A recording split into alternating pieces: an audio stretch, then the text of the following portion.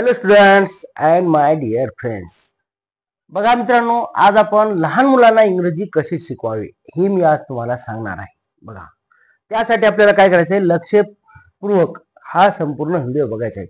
आता मला माहिती आहे की लहान मुलांना आतापर्यंत एबीसीडी पूर्ण पाठ आहे, बाराखडी सुद्धा पाठ आहे, पण जेव्हा आपण कर्ता कर्म क्रियापद घेत असतो का, त्यावेळेस आपल्याला लक्षात येत नाही की sir how to translate it. म्हणजे एखादं वाक्य आपण बोलायला गेलो ना मित्रांनो, तर तुम्ही घाबरता आणि ते घाबरल्यानंतर तुम्हाला कर्ता कर्म क्रियापद कुठे घ्यावं कळत नाही. मग मी आज तुम्हाला फार महत्वाची माहिती सांगणार आहे. लहान मुलांना आता समजा ऑनलाईन जरी मी क्लास घेतला तर माझी मुलं त्या ऑनलाईन क्लासमध्ये असं मी झूमवरती मीटिंग घेतो ना मुलांची, तर त्यावेळेस माझी मुलं अशी उत्तर देतात. पण आज आपण मुलांसाठी सांगणार आहे की या ठिकाणी मनीषा आहे ना, मनीषा हुशार मुलगी आहे. आपण आता कसं म्हणणार sir, how to write in English. लक्ष द्या मुलांनो, या ठिकाणी तुम्हाला काय करायचं, सुरुवातीला या ठिकाणी आपल्याला त्या मुलीचं नाव लिहायचं आहे. मनीषा पहा, MANISHA, मनीषा. पण आहे साठी घेणार इज का आर? इज. जेव्हा एखादा करता हा एक असतो तेव्हा आपण इज घेतो, अनेक असतील तर आर घेतो. दे आर, वी आर असं.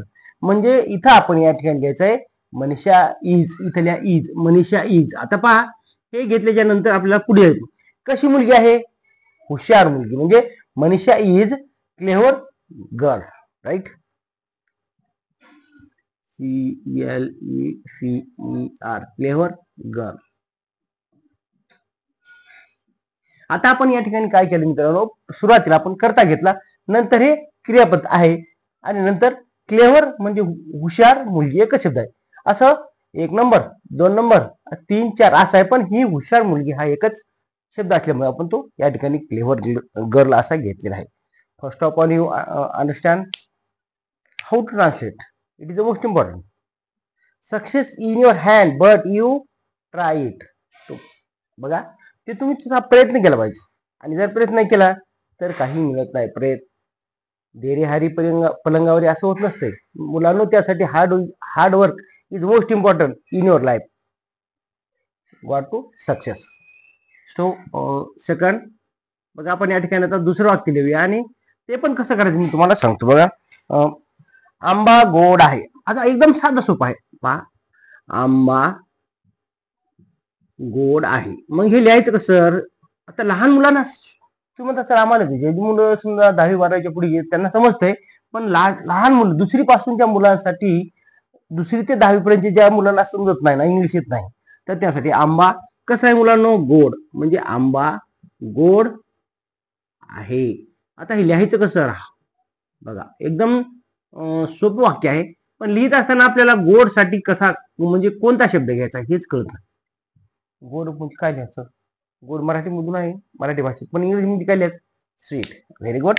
म्हणजे आता इथं ट्रान्सलेट कसं होणार? मँगो इज, पहा इथं सुरुवातीला दिलं मँगो इज स्वीट असं द्या. मँगो, बघा mango is sweet. Very good. इथं लिहा असं mango, MANGO, mango is sweet, SWEET. पहा, असे सोपे सोपे वाक्य आपल्याला लहान मुलांना आपल्याला त्या ठिकाणी. आता पालक जर असतील हुशार, तर ते लहान मुलं पहा, माझ्या वर्गातली प्राची, देवयानी, सृष्टी, समृद्धी, ध्रुवा, ह्या मुली काय करतात, असे वाक्य घरी लिहितात आणि त्याची प्रॅक्टिस करतात. मी त्यांचं खरंच अभिनंदन करतो, कौतुक करतो त्यांचं, की त्यांचे पालक पण त्यांना सहकार्य करतात.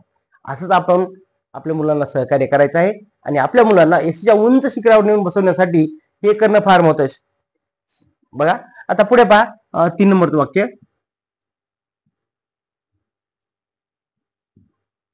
एक वाक्य सांग. घोडा जोरात पळतो. पहा, सोप वाक्य. घोडा कसा पळतो? जोरात. घोडा जोरात पळतो. जोरात म्हणजे कसं? एकदम फास्ट. घोडा जोरात पळतो. मग आता हे लिहित असताना मित्रांनो आपल्याला पळण्यासाठी रन माहित आहे. घोड्यासाठी काय म्हणतो आपण? हॉर्स. Horse ran fast. कसं लिहा सर? रॅन लिहायचं का रन लिहायचं? बघायचं मी तुम्हाला सांगतो. आपण सुरुवातीला हॉर्स लिहा, HORSE, आता हे शब्द लिहायच्या नंतर हॉर्स रन्स फास्ट. आता इथं फक्त हॉर्स न सुरुवात होईल का? नाही. मग यासाठी आपल्याला या ठिकाणी लिहायचं आहे the horse. Just the horse लिहा. म्हणजे आपल्याला एखादा शब्द घ्यायचा असेल तर त्या ठिकाणी आपण द लावतो, बरोबर आहे. एखादं समजा नाव आहे ना, त्या ठिकाणी द लावायचं असतं. The horse. द हॉर्स पळतो काय? रन. रन म्हणजे पळणे, पण पळतो म्हणजे runs. The horse runs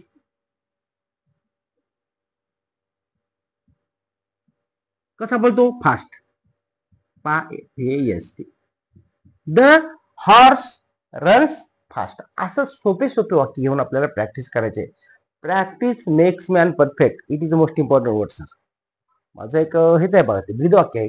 practice नाही केली तर मित्रांनो, आपण 2 दिवस अभ्यास केला, पुन्हा मला 8 दिवस नाही केला, तर मग आपण प्रॅक्टिस विसरून जातो.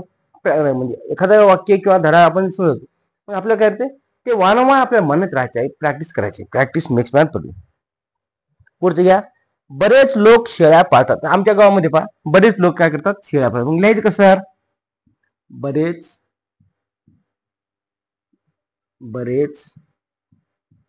बरेच लोक शेळ्या पाळतात. बरेच लोक शेळ्या पाळतात.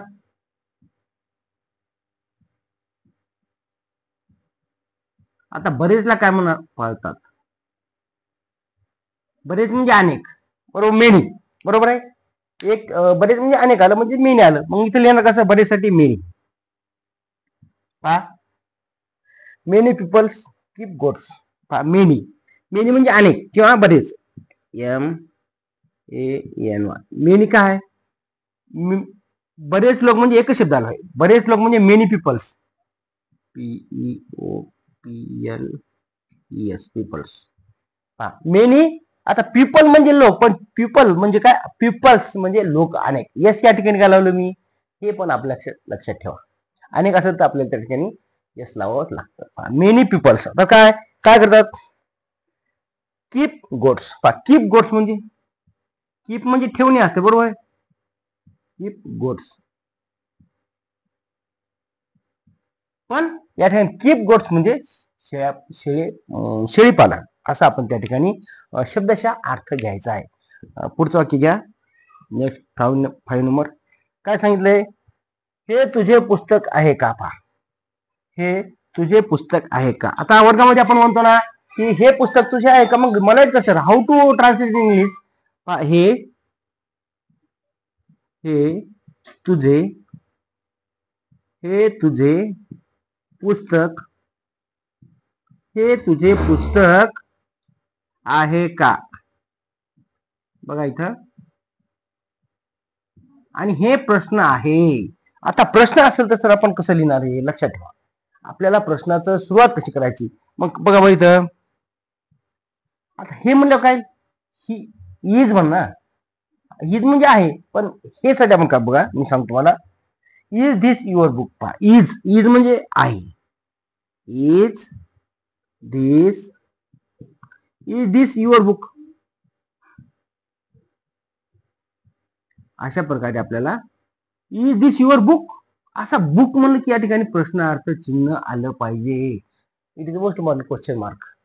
जेव्हा त्या शब्दाला वाक्याला अर्थ येतो ना, प्रश्नचिन्ह नाही दिलं तर मी आम्हाला 10वीला पण असं होतं, ट्रान्सलेट करा. मग त्या ठिकाणी असा प्रश्न लिहिला आणि प्रश्न मार्क दिला नाही, माझा अर्ध मार्क.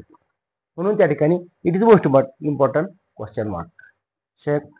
पुढचं वाक्य सांगा. इज दिस युअर बुक झालं. तू चहा पितोस का? आता लहान मुलाला म्हणतो तू चहा पितोस का? तू चहा पितोस का? आता वर्गात छोट्या मुलांना माहित असतं ना, आपण विचारतो तुम्हाला तू चहा पितोस का? मग का म्हणलं की या ठिकाणी प्रश्नचिन्ह आलेलं आहे. बघा कसं लिहिणार आहे. तू साठी काय? You. Very good. Do you drink? आता पण डू यू हे फार महत्व आहे. डू यू ड्रिंक ड्रिंक म्हणजे पिणे, ड्रिंक टी. तू चहा पितोस का? पुढचं वाक्य सांगा. 7 नंबर. तू कोठे झोपतोस? आता पहा, तू कोठे झोपतोस? झोपण्याला काय म्हणतो आपण? स्लीप. Very good. मग तू कोठे कोठे म्हणलं की पहा, इथं प्रश्न आलाच. तू कोठे राहतोस, तू कोठे झोपतोस, तू कोणत्या गावाला चाललास, असे आपण एखाद्या वेळेस प्रश्न विचारत असतो. मग नेमकं कसं, तू कोठे झोपतोस, झोपणे नाही, झोपतोस, सॉरी, तू कोठे झोपतोस,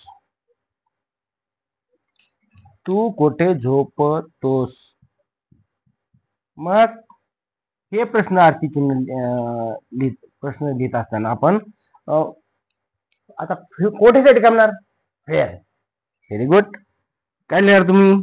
fair do you sleep. Very good. Fair do you sleep.